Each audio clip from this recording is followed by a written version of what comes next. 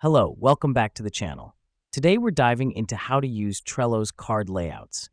This is your full guide for 2025. Let's jump in.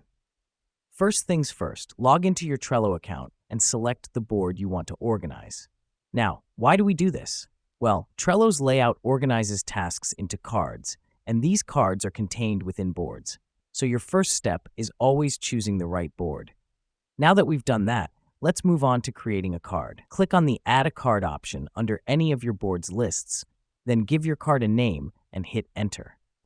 Cards are the heart of Trello's system. They hold all the details about a task, so creating them is an essential step. Next up, it's time to customize the layout of your card. Click on the card you just created and a window will pop up. Here you can add due dates, labels, and members.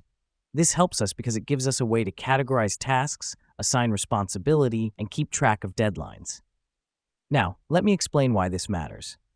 Trello's card layouts are designed to be flexible. You can adjust them according to the needs of your project. So, if your project requires a focus on deadlines, you can add due dates. If it's more about task allocation, add members. The final step is moving your card. To do this, simply click and drag your card to another list within the board. The reason we do this is to reflect the progress of the task. For example, you could have lists named To Do, Doing, and Done, and move the card along as the task progresses. Here's what's happening behind the scenes.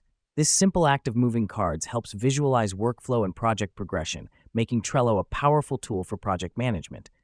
And just like that, we have navigated Trello's card layouts. It's a simple, intuitive system once you understand the purpose of each step. So, go ahead, create, customize, and move your cards to maximize your project management. That's it for today's tutorial. Until next time,